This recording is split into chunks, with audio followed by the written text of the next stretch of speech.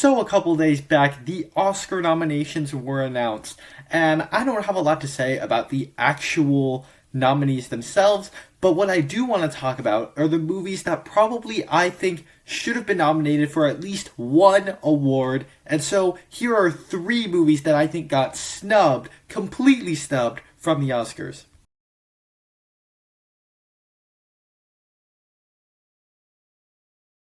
Hi, my name is Nathan, and I like to talk about a lot of movies on this channel. If you're new here, down below in the comment section, share your picks for the biggest Oscar snubs of 2026 over on my channel. I have more content like this. Check those out right now. And if you enjoy this video, click the like button. Be sure to subscribe because that really does help a lot. And with all that said, let's just get straight into movies that I think got snubbed, completely snubbed at the Oscars. What that means is that movies that I think should have been nominated for a certain category or even just one award for like anything, like just nominate this for anything, and they just didn't nominate these movies for anything at the Oscars. And so, with all that said, I'm just gonna get straight into this. First up is Warfare. This is the war movie that came out earlier this year. That's a real-time, single-location thriller. It's not a war film in the sense where it tells this big narrative the way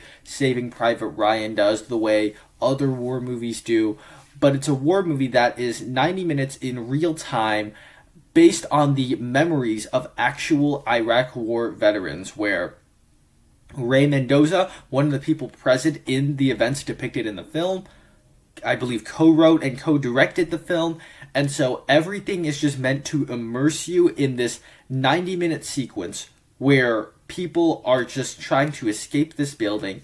It manages to be actually a really intense film. There's no added music in the background. It is just a film meant for you to experience. This is 90 minutes of warfare, and it does that very, very effectively with the sound design and sound mixing. I'm kind of just throwing Oscar categories I would like this to be nominated for and everything like that, and didn't get nominated for anything. That's just a little bit shocking to me because the movie is so thrilling and immersive, and its lack of sound is probably what makes it so thrilling at the same time. So I thought for sure this would get nominated for sound editing for sure, but it just didn't get nominated for anything really at all. And so that's a little bit frustrating. Our second one here is going to be Life of Chuck, and maybe throw in another Stephen King adaptation, Long Walk, in there as well, which I thought both of these movies were just pretty, they were really good movies. I don't think either of them were in my top 10 if I recall, but they were definitely in my top 20 of the year, and I just thoroughly enjoyed both of them. The one that I liked a little bit more was Life of Chuck personally. I just thought that was such a pleasant surprise. I went into it not even knowing what it was about, and it's a movie that's just told in such a weird way, where it's told a little bit backwards, and it is this celebration of life and not taking it for granted. Just so sweet, and it is able to have an ending that you just kind of think about the themes that the film explores once you finish it. And then of course Long Walk, a movie that is able to be really, really intense and really emotional as this totalitarian world where people have to walk or die, and then it's so gut-wrenching because these people that actually do care about each other, they form friendships, and you see them come to their demise. I thought it was a very good movie. Maybe I wasn't crazy about the way it ended, but I did really, really like that film as well. And so both of those I thought absolutely got snubbed, especially in the best adapted screenplay area. I think I would put both of them in there. No offense to any of these movies, by the way, but the Oscars have a tendency to whatever is nominated for Best Picture, you will see those same movies all throughout them, and you see those movies over and over and over again here. And no offense to these movies, I'm sure that even the ones I've seen quite a bit of these movies actually, but even the ones I haven't seen, no offense to them, but I just think that there are films that I think the Oscars could pitch in a bunch of more variety instead of the same like few films. That's just my opinion. It might be a hot take, but absolutely, I thought Life of Chuck and Long Walk should get nominated Best Adapted Screenplay.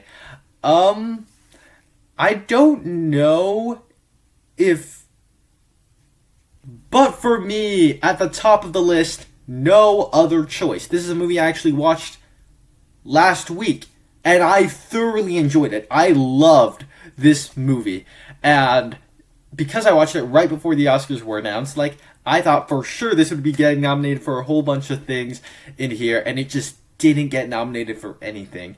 And I would nominate this for so many different things, but unfortunately it didn't get nominated. This movie was just truly wonderful. It's just this wonderfully crafted tale of, kind of like Breaking Bad-ish plot, filled with a lot of dark comedy in it, and then filled with thrills in it, with a thematic through line, and it weaves all of that so seamlessly together. I loved the adventure of watching this film, and it has, once again, like Life of Chuck, an ending that I just thought, like, it makes you think about the themes of it, and the metaphors in it actually stick and land for me. And so I thought for sure this would be nominated for a bunch of things, and for me, it ended up being the biggest snub of these Oscar nominations. I would have nominated this for Best Picture, Best Director, even Best Actor for Lee Byung-hun in the lead, Best Screenplay, Adapted Screenplay for sure, because I believe it's based off of a novel, which itself got adapted into a French film. And I would nominate it for Best Adapted Screenplay for sure, because like it's so... Best cinematography as well, because like there are going to be sequences like near the end of the film where like an interrogation is taking place, and the way it's intercut together adds to the messaging of the film. And so it's just like, it's a wonderfully shot and edited. Also, the way they edit that together is just so unbelievably well done. And of course, the one that I couldn't forget here, Best International Feature. I am shocked that this movie is just not in Best International Feature. That's kind of crazy to me because of how good this movie is. Like, if you guys haven't seen No Other Choice, you gotta watch No Other Choice. It is a really really solid film that, like, it's truly wonderful, and I am simply just, it's crazy to me that this didn't get nominated for a single thing at the Oscars. And so, it is what it is by the end of the day. At the end of the day, I really enjoy a majority of the films that are nominated. This is one of the first years, maybe the first year, where I've seen more than half of the Best Picture winners. I believe I've seen like maybe 6 or 7 of them. I don't mean that. I'm not trying to make a joke or anything. I've seen quite a bit of them, but yeah, like, these are just the 3 movies I think should have gotten at least one nomination at the Oscars and just didn't end up doing so. So there you have it. Those are my picks for the movies that should have gotten nominations at the Oscars. Down below in the comment section, share your Oscar snubs over on my channel. I have more content like this. Check those out right now. Thank you guys so much for sticking out to the end. I'll see you in the next one.